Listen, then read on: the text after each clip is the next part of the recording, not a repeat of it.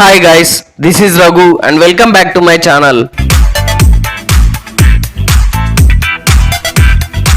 రీసెంట్గా Tollywood box office వద్ద ఒక తెలుగు స్ట్రైట్ ఫిలిం అలాగే తమిళ డబ్బుడ్ ఫిలిం జూన్ 27న ఒకే రోజు రిలీజ్ అయ్యాయి. అందులో మంచు విష్ణు హీరోగా prestigious project Kannappa pan Indian రేంజ్లో రిలీజ్ కాగా, ఇదే బాక్స్ ఆఫీస్ బరిలో పోటీ పడబోతున్న మరో హీరో బిచ్చగాడు ఫేమ్ విజయ్ ఆంటోనీ హీరోగా మార్గన్ చిత్రాన్ని తెలుగు తమిళ భాషల్లో ఏకకాలంలో విడుదల చేశారు. మరి ఈ రెండు చిత్రాల్లో ఏది బెస్ట్ ఏది వరస్ట్ అనేది ఇప్పుడు మనం క్లియర్గా తెలుసుకునే ప్రయత్నం చేద్దాం. అంతకన్నా ముందు నా ఛానల్ ఇంకా ఎవరైనా సబ్స్క్రైబ్ చేసుకోకపోతే వెంటనే నా ఛానల్ని సబ్స్క్రైబ్ చేసుకొని నేను పెట్టే ఇలాంటి మంచి కంటెంట్ వీడియోస్ మీ దాకా చేరాలంటే పక్కనే ఉన్న బెల్ ఐకాన్ని కూడా యాక్టివేట్ చేసుకోండి. సో ఇక ఏ మాత్రం లేట్ చేయకుండా డైరెక్ట్గా మ్యాటర్లోకి వెళ్ళిపోదాం. ముందుగా మంచు విష్ణు మెయిన్ లీడ్గా తెరకెక్కిన చిత్రం Kannappa pan Indian young rebel star Prabhas, Bollywood star hero Akshay, మలయాళ super star Mohanlal, Sarath Kumar, Manchu Mohan బాబు వంటి భారీ తారాగణంతో రూపొందిన ఈ చిత్రం దాదాపుగా 200 కోట్ల భారీ బడ్జెట్తో 24 frames factory and AVA entertainments banner పై మంచు మోహన్ బాబు ఈ చిత్రాన్ని నిర్మించగా, బాలీవుడ్ డైరెక్టర్ ముఖేష్ కుమార్ సింగ్ ఈ చిత్రానికి దర్శకత్వం వహించాడు. మంచు విష్ణు కలల చిత్రం కన్నప్ప సినిమాకు పుష్కర కాలం క్రిందటే సన్నాహాలు మొదలుపెట్టిన విష్ణు అండ్ టీం 2 ఏళ్ల క్రిందట ఈ చిత్రాన్ని సెట్స్ మీదకు తీసుకెళ్లింది. మేకింగ్, పోస్ట్ ప్రొడక్షన్ ఆలస్యమై ఎట్టకేలకు జూన్ 27న ఎన్నో అంచనాల మధ్య ప్రపంచవ్యాప్తంగా పాన్ ఇండియన్ లాంగ్వేజెస్ లో దాదాపుగా 5,000కు పైగా థియేటర్స్ లో గ్రాండ్ గా రిలీజ్ చేశారు మూవీ మేకర్స్. మరి మంచు వారి డ్రీమ్ ప్రాజెక్ట్ ప్రేక్షకులను ఎంతవరకు మెప్పించింది? ప్రభాస్, అక్షయ్, మోహన్ లాల్ లాంటి స్టార్ యాక్టర్స్ క్యామియోస్ ఈ సినిమాకు ఎంతవరకు కలిసి వచ్చింది? వారి కష్టానికి తగిన ఫలితం దక్కిందా లేదా అనేది ఇప్పుడు మనం క్లియర్గా తెలుసుకునే ప్రయత్నం చేద్దాం. ఇక కథలోకి వెళ్తే, పరమ నాస్తికుడైన తిన్నడు పరమశివ భక్తుడిగా ఎలా మారాడు, అందుకు ప్రేరేపించిన అంశాలేంటి, ఎదురైన సంఘటనలేంటి, శివుని ఆజ్ఞతో లీలతో తిన్నడు భక్తి పారవశ్యంతో కన్నప్పగా ఎలా మారాడు అన్నది కన్నప్ప ముఖ్య కథాంశం.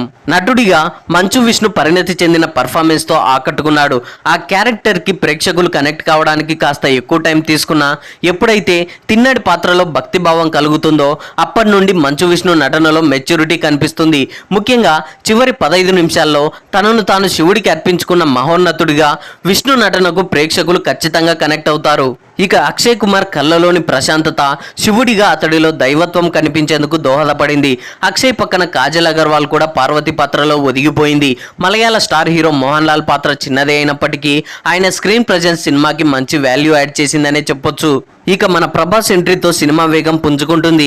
ప్రభాస్ బేస్ వాయిస్ డైలాగ్స్ కి మరింత బరువు యాడ్ చేయడమే కాక ఆ పాత్ర తాలూకు దైవత్వాన్ని ప్రేక్షకులు అనుభూతి చెందేలా చేశాయి.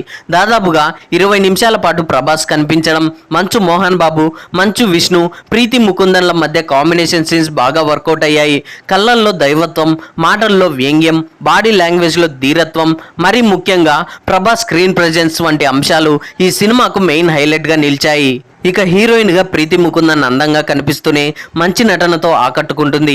శరత్ కుమార్, బ్రహ్మాజీ, రఘుబాబు, అర్పిత, బ్రహ్మానందం, సప్తగిరి వంటి వారు తమ పరిధి మేరకు పర్వాలేదనిపించారు. ఇకపోతే టెక్నికల్ గా మాత్రం ఈ సినిమాలో చాలా లోపాలున్నాయి. Production design, art department, CG వంటి విషయాల్లో వేలెత్తి చూపించేందుకు బోలెడు అంశాలున్నాయి. మరీ ముఖ్యంగా ఆర్ట్ డిపార్ట్మెంట్ సరైన స్థాయిలో టైం లైన్ కు తగ్గట్లుగా పరిసరాలను, కాస్ట్యూమ్స్ ను సెట్ చేసుకోలేకపోయాయి. చాలా చోట్ల తప్పులు దొర్లాయి. ఇక సీజీ వర్క్ విషయానికి వస్తే కొన్ని చోట్ల మరీ పేలవంగా ఉంది. అయితే ఈ లోపాలన్నింటినీ కథలోని ఎమోషన్ కవర్ చేసిందనే చెప్పాలి. ముఖ్యంగా ఒక్కసారి ప్రభాస్ ఎంటర్ అయ్యాక టెక్నికల్ ఇష్యూస్ మాత్రం పెద్దగా కనిపించలేదు. ఇక క్లైమాక్స్ లో మంచు విష్ణు పర్ఫార్మెన్స్ తో చిన్న లోపాలను చక్కగా కవర్ చేసింది. ఇక ఈ చిత్రానికి స్టీఫెన్స్ స్వరపరిచిన బాణీలు ఓ మోస్తారుగా ఉన్న నేపథ్య సంగీతంతో మాత్రం డివోషనల్ ఫీల్ తీసుకురాలేకపోయాడు. మరీ ముఖ్యంగా వార్ ఎపిసోడ్స్ లో బీజిఎం సన్నివేశాల్ని ఎమోషన్ ను మాత్రం ఎలివేట్ చేయలేక చతికిల పడిపోయిందనే చెప్పొచ్చు. ఇక సినిమాటోగ్రఫీ డీసెంట్ గా ఉంది. న్యూజిలాండ్ అందాలను సహజంగా చూపించారు. అలాగే వాయులింగం ఎపిసోడ్స్ ను పిక్చరైజ్ చేసిన విధానం కూడా బాగుంది. ఇక ఎడిటింగ్ క్రిస్పీగా ఉన్నప్పటికీ వార ఎపిసోడ్స్ ను పేలవమైన ఎఫెక్ట్స్ కారణంగా చాలా ల్యాగ్ ఫీల్ కలుగుతుంది. కలర్ గ్రేడింగ్ లో ఇంకాస్త కేర్ తీసుకొని ఉంటే బాగుండేది. ఇక డైరెక్షన్ విషయానికి వస్తే దర్శకుడు ముఖేష్ కుమార్ సింగ్ ఎమోషన్స్ వరకు బాగానే హ్యాండిల్ చేశాడు, కానీ action episodes and war episodes మాత్రం సరిగా మేనేజ్ చేయలేకపోయాడు. విలేజ్ ఫైట్లో మంచు విష్ణు స్లో మోషన్లో కొట్టడం మరీ సీరియల్ను తలపిస్తుంది. అయితే భక్తి భావాన్ని ఎలివేట్ చేయడంలో మాత్రం తన సీనియారిటీని ప్రూవ్ చేసుకున్నాడు ముఖేష్.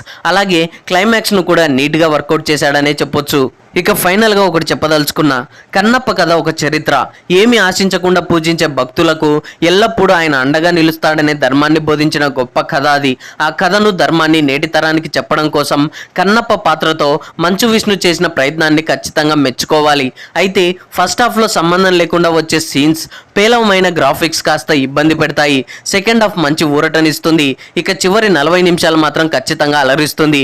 ఏ ఒక్కరిని, ఏ వర్గాన్ని, ఏ సంస్కృతిని కించపరచకుండా చాలా జాగ్రత్తగా తెరకెక్కించిన కన్నప్ప యువతరానికి భక్తిభావం పరిచయం చేస్తుంది అని చెప్పొచ్చు. సో మొత్తానికి లాస్ట్ అరగంట సినిమా కోసం ఒకసారి చూసేయచ్చు.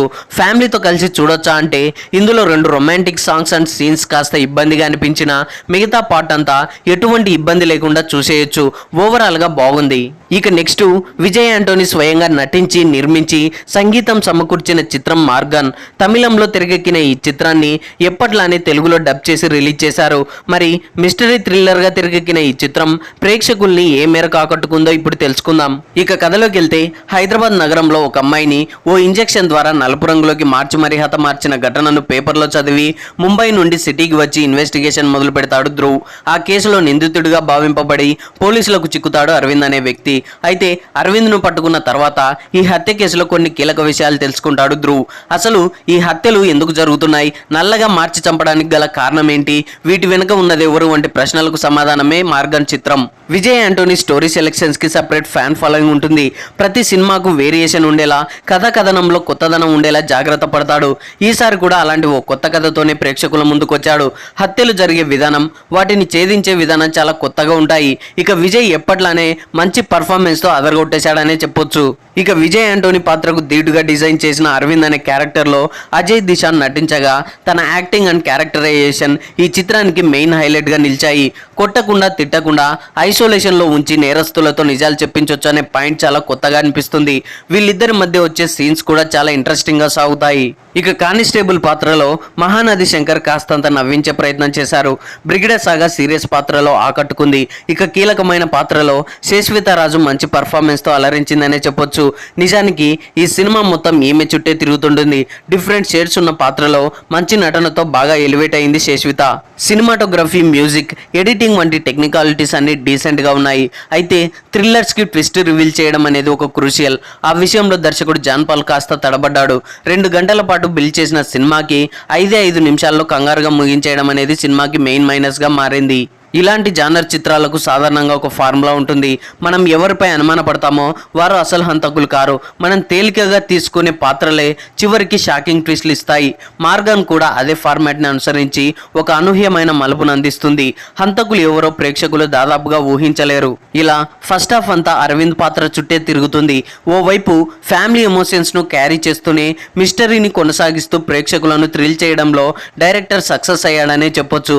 సెకండ్ హాఫ్ అంతా వేగంగా సాగుతూ ఎక్కడ బోర్ కొట్టకుండా ట్విస్ట్లు, ఇన్వెస్టిగేషన్స్ వంటి అంశాలు చక్కగా ఆకట్టుకుంటాయి. ఇలా ప్రీ క్లైమాక్స్ కు చేరుకునే కొద్దీ అసలైన ట్విస్ట్లు ఒక్కొక్కటిగా బయటపడతాయి. కేవలం 2 గంటల నిడివిలో ఎంగేజింగ్ గా కథనాన్ని నడిపించడంలో దర్శకుడు విజయం సాధించాడనే చెప్పొచ్చు. పిజ్జా 2, శరభం, మాయవన్ వంటి చిత్రాలకు స్వతహాగా ఎడిటర్ కావడంతో ఈ సినిమా ఎడిటింగ్ విషయంలోనూ చాలా కేర్ తీసుకున్నాడు డైరెక్టర్ జాన్ పాల్. ఇక బ్యాక్గ్రౌండ్ స్కోర్ పర్వాలేదు, ప్రొడక్షన్ వాల్యూస్ కూడా కథకు తగ్గట్లుగానే ఉన్నాయి. సో ఇక ఫైనల్ గా సినిమా అయితే చాలా బాగుంది. ఒకసారి చూడదగ్గ ఎంగేజింగ్ థ్రిల్లర్. ఓటీటీలో రెగ్యులర్గా ఇలాంటి క్రైమ్ సస్పెన్స్ థ్రిల్లర్ చిత్రాలను చూసేవారికి మార్గన్ ఒక గొప్ప చిత్రంగా అనిపించకపోవచ్చు, కానీ ఇది ప్రేక్షకులను నిరాశపరచదని ఖచ్చితంగా చెప్పగలను. తక్కువ నిడివితో ఉత్కంఠభరితంగా సాగే ఈ థ్రిల్లర్ డ్రామాను ఒకసారి చూసి ఎంజాయ్ చేయొచ్చు. సో ఏది ఏమైనప్పటికీ ప్రస్తుతం బాక్సాఫీస్ వద్ద పోటీ పడుతున్న ఈ 2 చిత్రాల్లో కన్నప్ప మూవీ కంటే విజయ్ యాంటోనీ నటించిన మార్గన్ చిత్రం ప్రేక్షకులను ఓ మోస్తారుగా మెప్పిస్తుందనే చెప్పొచ్చు. అలాగని కన్నప్ప మూవీ అంత బాగలేదని చెప్పలేం, కానీ అది కూడా పర్వాలేదు. ఈ వీకెండ్ లో అయితే ప్రేక్షకులకు మంచి టైంపాస్ మూవీస్ అనే చెప్పొచ్చు. So that's all guys. ప్రస్తుతం థియేటర్స్ లో విడుదలైన ఈ 2 సినిమాలను మీలో ఎవరైనా ఇప్పటికే చూసుంటే ఈ 2 సినిమాల్లో ఏది బాగుందో కింద కామెంట్స్ లో తెలియజేయండి. ఐ హోప్ ఈ రివ్యూ మీకు నచ్చింది అనుకుంటున్నాను. ఈ రివ్యూ మీకు నచ్చినట్లయితే వీడియోని లైక్, కామెంట్, షేర్ చేసి నా ఛానల్ని సబ్స్క్రైబ్ చేసుకోవడం మర్చిపోకండి. Thanks for watching.